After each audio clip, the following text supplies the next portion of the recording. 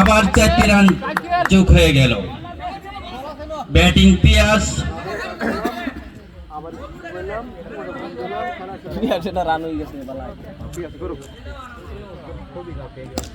এটা যাইবো স্যার আজকাল শেষ হতে রবি সপ্তাহে খেলা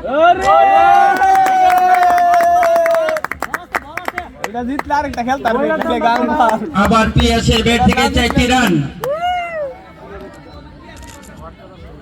আসলেই খেলতে খেলো দলীয় রান 40।